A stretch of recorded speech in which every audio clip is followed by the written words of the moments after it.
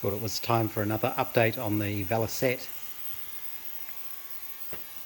I've been working on the Riley this weekend, but I thought, because it's a nice morning, I'll just clean up a few more parts. I'm not seriously doing anything. Well, I got out the paint stripper and I had to get out my heavy-duty industrial chemical gloves because it's quite nasty stuff. And I started cleaning up some of the parts. This is the inlet and one of the engine mounting brackets, which appears to be bent.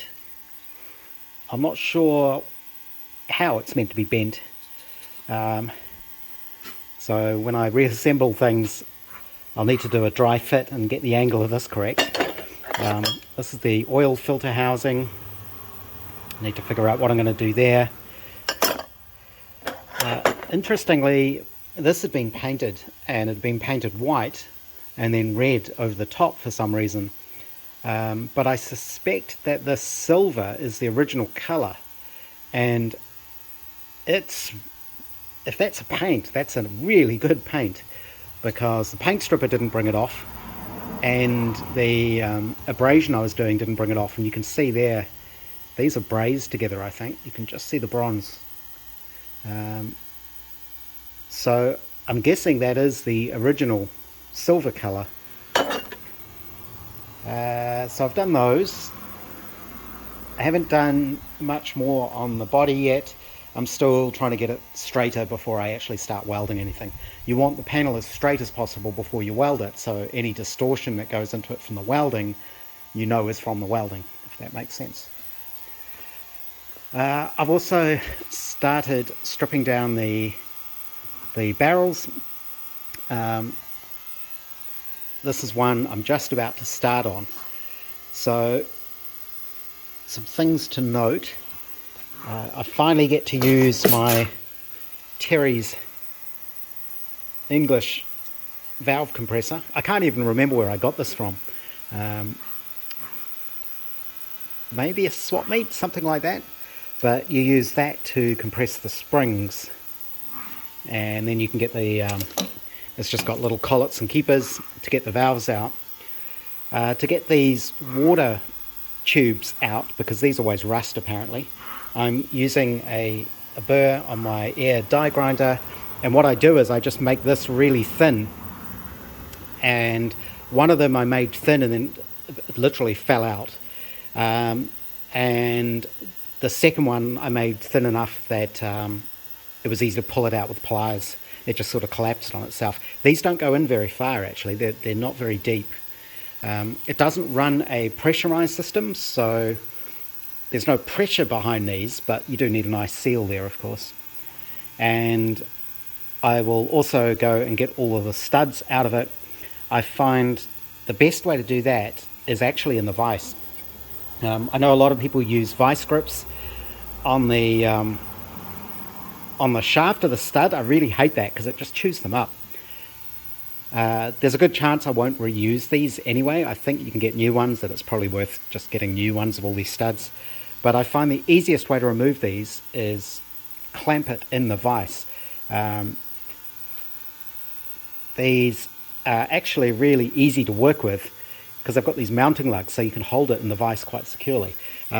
Maybe I describe it on this one. So what I do is I clamp it like that in the vise. Actually clamp the vise on the stud as long as possible, and you can usually just get the corner of the vise onto one of them, and that gives you just enough grip on here that you can rotate the barrel just enough to break the stud loose. And then I use my adjustable pliers because they're smooth jawed, and I put those on there, and then I can undo them like that. I find that works really well. If you leave the toughest one till last, because there's always one that's stuck. I've got it sitting in penetrating oil at the moment. But if you leave the hardest one till last, you can grip that and you can rotate this fully 360 because you don't have the other studs getting in the way. These still need a little bit more cleanup. Same with the gearbox. I've actually oiled all of this up.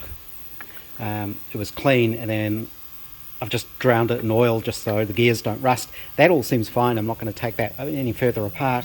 Clutch needs doing. I believe you can get new starter gears from the spares. I have been in touch with the spares now, and the 2 kg limit is because any packages any more than that, it's really hard for them to post. Apparently they have to do a whole lot of extra work, and it's a lot of hassle. So they can do bigger packages, but it sounds like it's a bit of a nuisance for them. So I'm going to see what I need. I'm going to start making a list and start making small orders of parts. But their advice was, see if I can find someone locally who can either overbore these or sleeve them. And if I can find someone who can do the machining work, because I don't trust myself to do it on my mill, theoretically I could, but if I mess it up, that's going to be a real pain in the neck. So I'd rather take these to someone who knows what they're doing. And you can get oversized rings and pistons.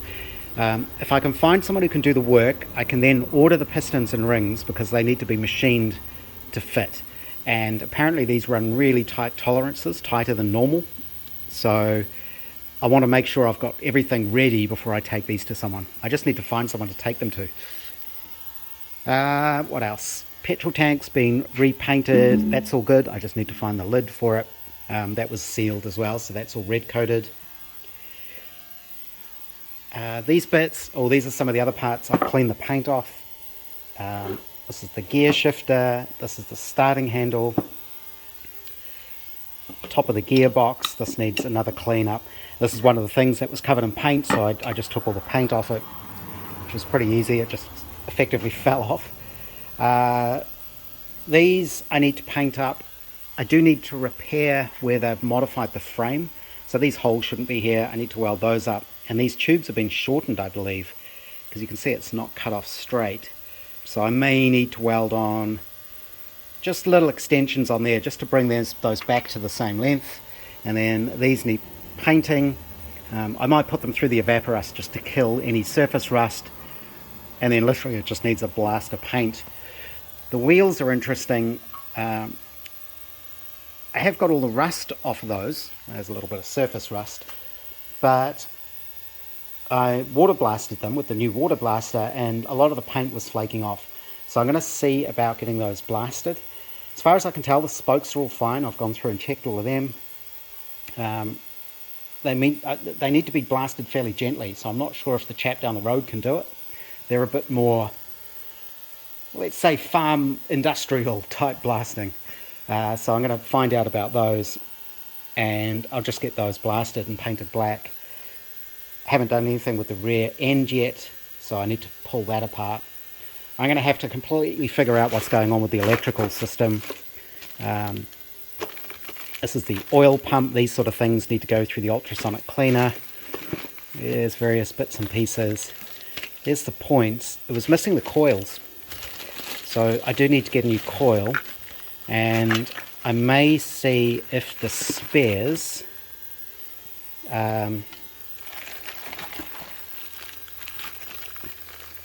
that's for the generator, but the ignition coil's missing, but you can get those. I may see if the spares has a better sump. This one's pretty beaten up, but I'll have a go at straightening it. The thing you have to be careful of is not damaging the flange, because obviously you need that to be flat. But yeah, this is pretty beaten up. These are the wheel bearings, which I will see about replacing those with sealed ones, but these seem okay. They seem fine. Again, for a bike I'm not going to ride on the road. It's going to be a low mileage type thing. You know, I think if those bearings are good, repacking them with grease is probably fine. So I'm going to go ahead and strip this barrel down. I'm keeping note of where all the parts are coming from, of course. When I get the valves out, we'll have a look at those. So I have the valves springs removed. This is the exhaust. I've actually taken this out and just wiped it down with a rag, but these aren't too bad. Oops. The seats and the valves all actually look pretty good, and the guides seem pretty good. They're not perfect, but they're not bad. This is the inlet. There's some crud on it. Come on, focus, silly thing.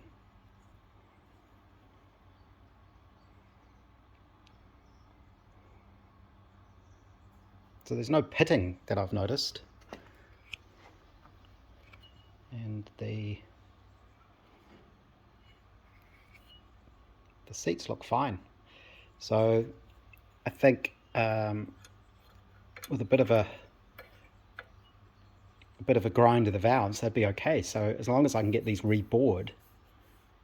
Ooh, wow, you can actually feel the step in there. You can definitely see the gouges made by the ends of the gudgeon pins, but yeah, those are pretty worn. So I'm going to take those out, bag them up, get these inlets out, and then get all the studs out of these. Just because I forgot to show them, there's the valve. You get some idea of the size of this thing. There's the little keepers. On this head, one of those was stuck on each valve. So I did have to, I just held it in my hand and tapped it with a hammer and they just popped out. So those will all need cleaning up, but they look good. And this is just showing what I mean by holding the stud in the vise and rotating the barrel. So this one was very tight. So what I do is I grip it like this as tightly as possible. It's got soft jaws, so it doesn't damage them. Doesn't damage the stud. And then you just sort of wiggle it backwards and forwards, little tiny bit at a time, just trying to break it free. You have to be really careful because you don't want to shear off the stud. But if you keep doing that, you'll get to a point where it moves, and you just wiggle it slowly backwards and forwards, and then eventually you'll actually be able to unscrew the whole thing.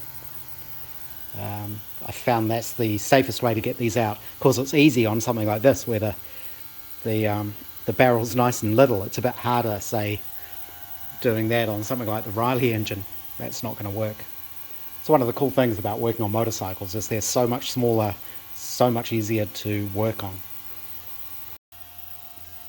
So these are the barrels stripped down. I haven't taken the guides out. I think they can stay in. No broken studs, which was good. One of them was missing a stud, actually. I can't even remember which one it is now. I'd have to go through the bags of parts and see which one's missing a stud. I think it's the left-hand side one. And I was worried it was missing because the thread was stripped, but all of the threads seem okay. None of the studs were loose. They're actually quite tight. I have just noticed does seem to be a bit of a, no, it looks like a mark. There is a little bit of a mark in there. I don't know if these can be skimmed or not, just to clean up those surfaces. I'll have to see what the technical manuals and things say, but I think if I can get these overboard or sleeved, they should be fine. They're looking pretty good. I'll probably put them through the ultrasonic a few more times to clean out the insides of them. I think that might be enough on the bike for today. I'm actually supposed to be working on the Riley. It's almost lunchtime, so I think I'll pack up the bike stuff. That's probably enough for now and get back on the car. Oh, I said I was going to work on the car. I am. I just wanted to finish cleaning up, and I took the heads out of the ultrasonic, got all the old gasket stuff off them, and notice something interesting. This one is actually stamped, and I was looking at the heads and I was thinking, it's interesting, it's got this little, I guess it's a squish area in the top of the head, which means it's raised, which means you can't just flatten the heads to get a nice surface again. So I'm not sure how you would go about doing that. But then I realized the two of them I've got are actually different sizes. You can see, possibly, this is a bigger diameter than this one.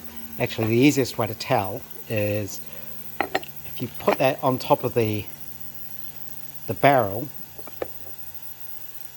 there's no movement. There's no movement there. If you put this one on top of the barrel, yeah, so that's quite sloppy. So I'm guessing this is off a Mark 1 engine, which is smaller. That would make sense. So I suspect you don't really want to be using two different size heads on an engine because it'll be unbalanced. And this one is fairly beaten up all around there. So I'm guessing I may need to look for a good second-hand head for the later engine. I think this one should be reusable, but yeah, that's a little bit annoying after spending all that time cleaning them up.